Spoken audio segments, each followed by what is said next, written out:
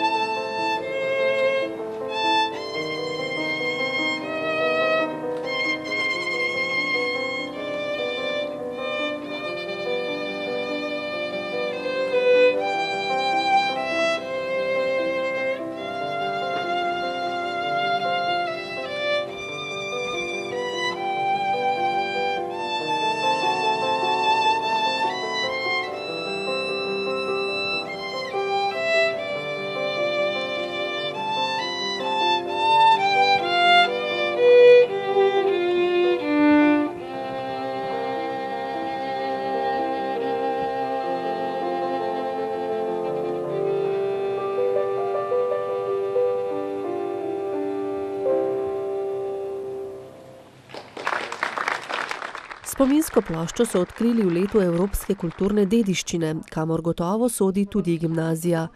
Obeležje je poklon vsem tistim zavednim meščanom, ki so si v tistem času prizadevali za ustanovitev šole.